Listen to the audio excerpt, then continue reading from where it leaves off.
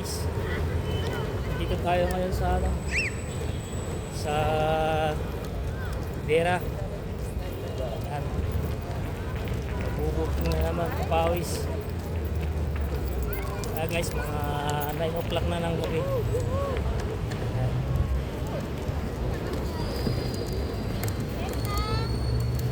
Guys,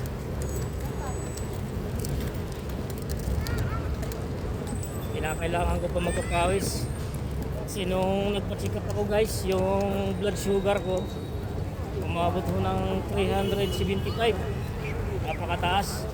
So ngayon, yung in-advise sa akin ng doktor, kailangan ko lang talaga mag-exercise. Yan, magpapawis. Tapos yun, iinom ako ng turmeric. Ligang kami tubig, tapos turmeric ang hinahalo ko yung umaga, yung empty pa, yung wala pang laman ng tiyan ko. Ayan guys,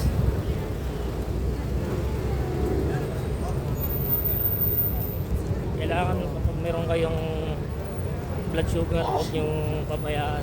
Kasi kapag pabayaan mo yan, pupunta na dun sa magiging diabetic ka na. Mabuti mataas lang yung nasa diagnosis ko pa lang ako, hindi ko masyadong mataas. Kaya kinakailangan ko lang talaga exercise lang lagi, tapos diet lang sa pagkain. Yan, more or less ang kinakain ko, 60 ko lang. Pero hindi na ako masyadong magra-rice kasi dalang na doon ako nagkasakit sa mataas ang sugar ko, doon matakaw ako sa kaning. Lagi lang ako nagugulay, tapos prutas. Kaya pala ako nanghihina lagi. Sabi ko, ba't ako nanghihina? Di naman ako lagi pagod. Yun, nung nagpatingin ako, nagpasuri ako sa doktor, sabi sa akin mataas ang sugar. Kailangan talaga pupupaan.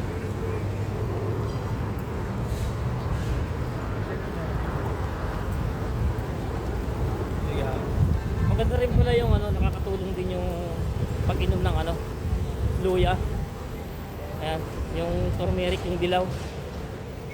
Pansin ko rin mula nung nag-inom ako, maganda yung pakiramdam ko.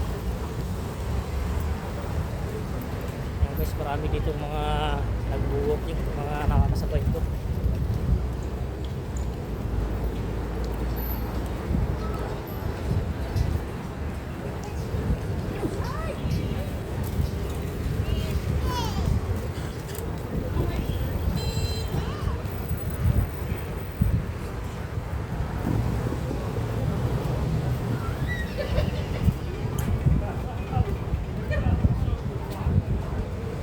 Ikutin natin yung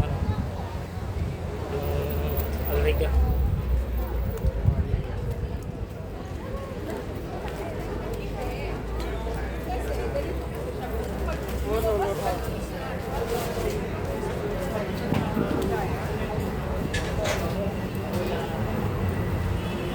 Guys, parang nandito lang ako sa Maynila, parang sa Bisor ko lang.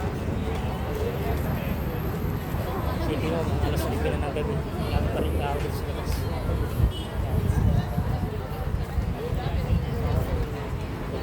Pilipino mga nakikita dito, mga kabayan.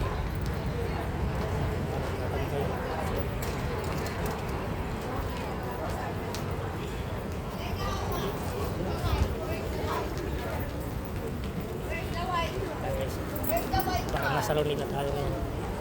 Dito ngayon maraming mga Pilipino. Ayan, mga nagpipiknik ng iba dyan, nagkakainin na.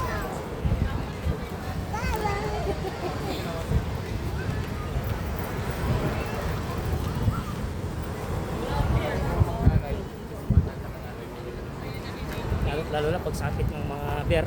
Napakaraming tao dito. Grabe, nagsisiksikan. Ito nga, ordinary yung araw lang. Gabi-gabi talaga, maraming tao dito.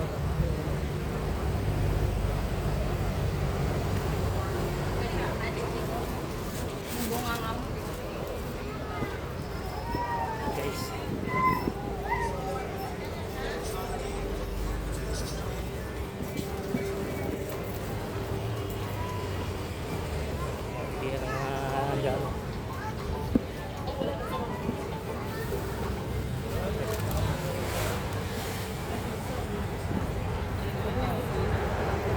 hindi nakakatakot dito maglakad. Kahit mabuti ka pa dito ng maaga. Lagi maraming tao dito sa labas.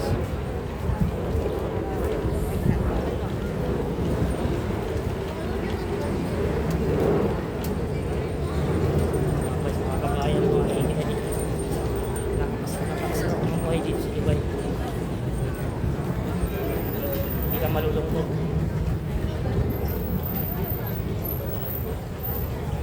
Yan ang kinagandahan yung ano ka, live out, yung hindi ka walang accommodation.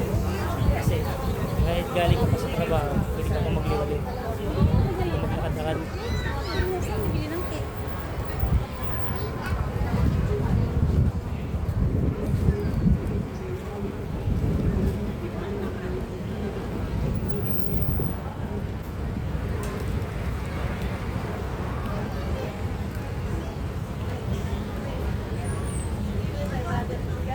Guys, mga Pilipino kumakain sa restaurant.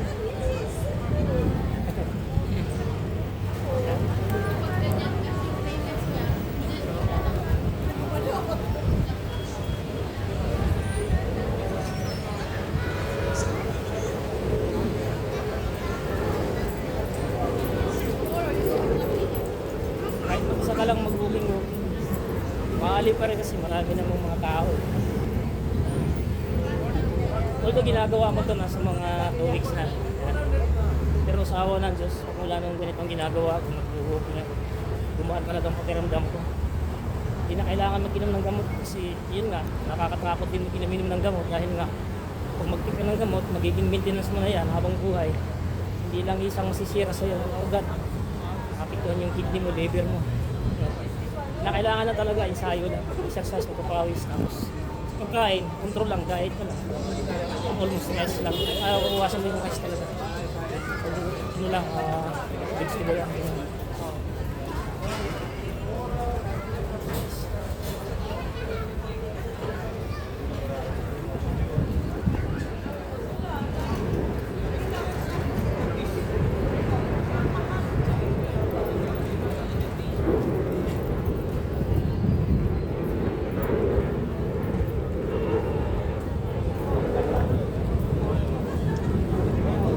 Ay, kumusta na kayo dyan sa summer?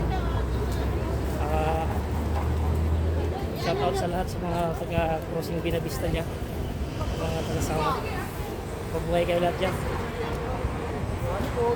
Ganito lang ang buhay natin dito sa Sunroad. Kailangan magsaya.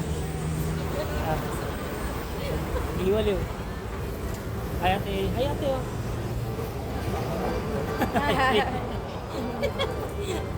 May panik ba?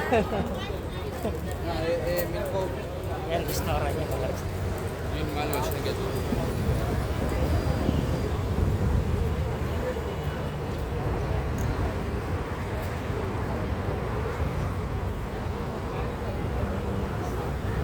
Guys, iba dito mga nagtitinda-tinda sa sideline.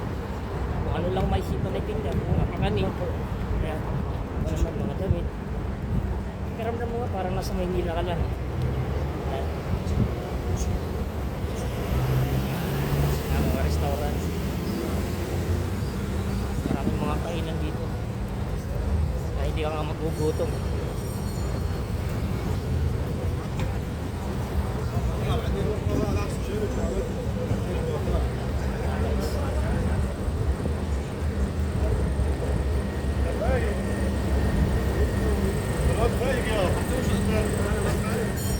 Dito tayo sa Dos Piscos Restaurant.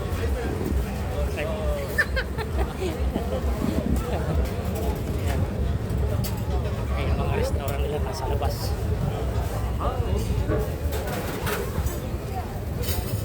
Mga kain. Sa labas lang yan. Guys. Mga kainan yan dito sa labas guys.